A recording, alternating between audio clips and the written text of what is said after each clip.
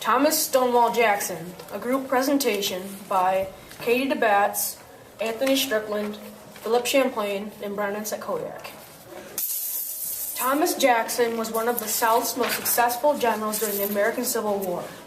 After a difficult childhood, he graduated from the U.S. Military Academy at West Point, New York.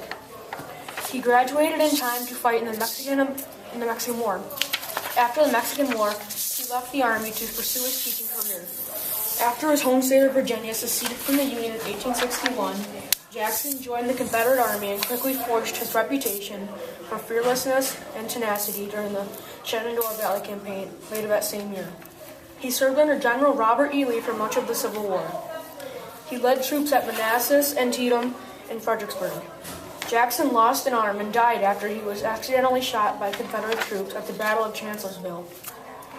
In 1842, Jackson was accepted to West Point, but his lack of schooling meant he struggled with the entrance exams.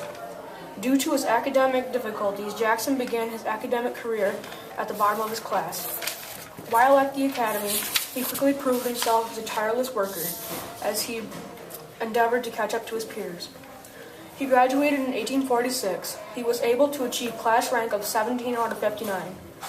He was commissioned second lieutenant in the 1st U.S. Artillery. He was sent south to take part in the Mexican-American War. He was a part of Major General Winfield Scott's army. Jackson took part in the siege of Veracruz and the campaign against Mexico City. In the fighting, he earned 2 brevet promotions and a permanent one to first lieutenant. Jackson also took part in the assault on Chapultepec Castle. Jackson again distinguished himself and was brevetted to major. In 1851, Jackson accepted a teaching position at the Virginia Military Institute. Jackson was highly religious and somewhat eccentric in his habits. Jackson was disliked and mocked by many of the students. Thomas Stonewall Jackson won his nickname at the Battle of First Bull Run. Only General Robert E. Lee occupies a higher place in the Confederate pantheon and to the 7 Days Battles. Jackson was a greater hero to the South than Lee was.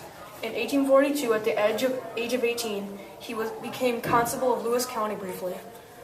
After Mexico, Jackson served at the Fort Hamilton, New York in December 1850. He was transferred with his artillery company to Fort Meade, Florida.